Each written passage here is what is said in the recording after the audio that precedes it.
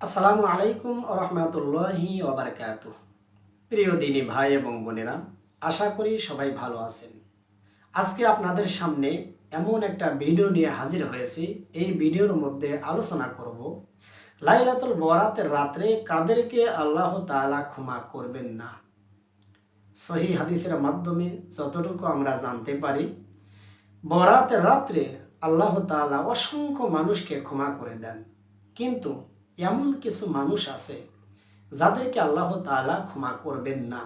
তারা কারা? তাদের নাম আজকে আমরা জেনে নেব। এক নাম্বার হলো আসাহির। দুনিয়ার মধ্যে যারা জাদু টোনা করে বেড়ায়, কালো জাদু করে বেড়ায়, একটা মানুষের সুখের সংসারকে মুহূর্তের মধ্যে তছনছ করে দেয়, যারা জাদুর মাধ্যমে, এই সমস্ত জাদুকরদেরকে আল্লাহ তাআলা ক্ষমা করবেন না।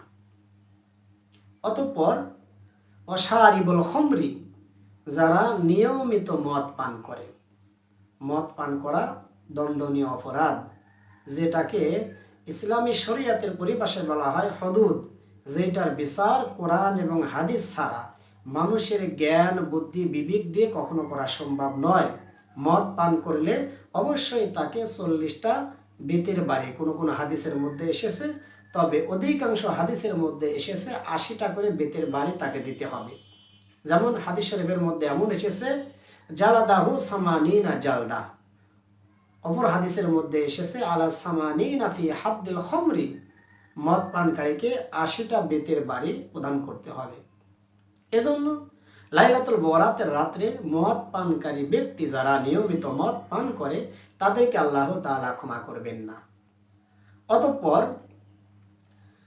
অল মুসিরু আলা জিনা, যারা জিনা ব্যভিচার করে, বৈধ স্ত্রী থাকা সত্ত্বেও একটা নারীর সাথে রাত কাটায়, আবার বৈধ স্বামী থাকা সত্ত্বেও যখন একজন স্ত্রী অবৈধ পুরুষের সাথে রাত কাটাবে, এই সমস্ত জিনাকারীদেরকে আল্লাহ তাআলা লাইলাতুল বরাতের রাত্রে মাফ করবেন না। অকাতিউর রেহম, অর্থাৎ আত্মীয়তার সম্পর্ক ছিন্নকারী, যারা টাকার নেশায়, সম্পদের নেশায় গরিব আত্মীয়দেরকে তাদের সাথে সম্পর্ক রাখতে চায় না, সম্পর্ক ছিন্ন করে, এমন ব্যক্তিদেরকে আল্লাহ তাআলা মাফ করবেন না।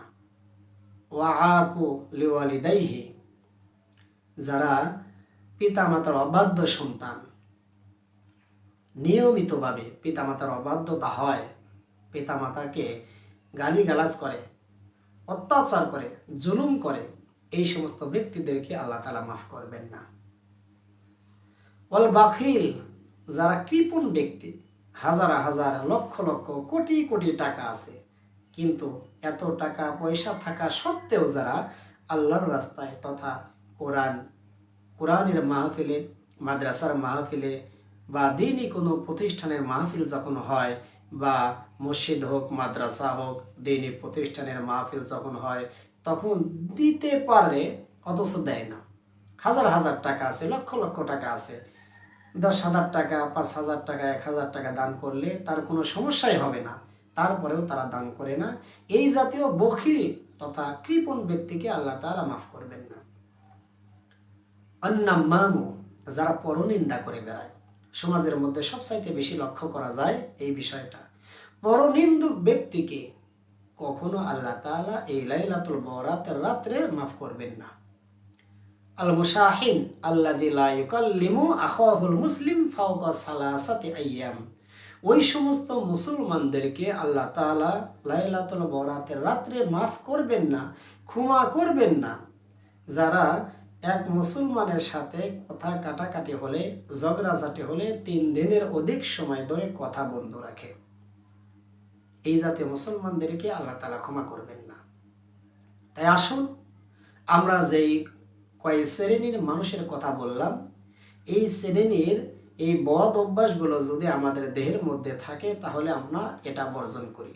তবে হ্যাঁ, আল্লাহ তাআলা মাফ করবেন আমাদেরকে আজকে লাইলাতুল বরাতের রজনীতে, যদি আমরা খালেস নিয়তে আল্লাহ তাআলার কাছে তওবা করি এবং যার হকগুলো নষ্ট করেছি তার কাছে গিয়ে যদি ক্ষমা চাই, সে যদি ক্ষমা করে দেয়, অতঃপর আল্লাহ তাআলার কাছে আমাদের ক্ষমা প্রার্থনা করতে হবে।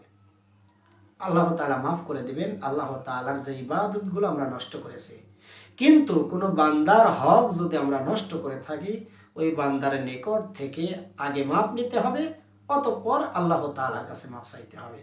তাই আসুন আমরা যে বিষয়গুলো বলা হলো, জাদুকর ব্যক্তি, মদ পানকারী ব্যক্তি, জিনাকারী ব্যক্তি, আত্মীয়তার সম্পর্ক ছিন্নকারী ব্যক্তি, পিতা মাতার অবাধ্য সন্তান এবং বখিল ব্যক্তি, পরনিন্দুক ব্যক্তি এবং যেই সমস্ত ব্যক্তিরা মুসলমানদের সাথে ঝগড়াঝাটি হলে তারা 3 দিন কথা বন্ধ রেখে দেয়, আমরা যেন এই কয় শ্রেণীর মধ্যে অন্তর্ভুক্ত না হই। মহান আল্লাহ তাআলা আমাদের সবাইকে সেই তৌফিক দান করে দিন। আমিন। ওয়া আখিরি দাওয়ানা আলহামদুলিল্লাহি রাব্বিল আলামিন। আসসালামু আলাইকুম ওয়া রাহমাতুল্লাহি ওয়া বারাকাতুহু।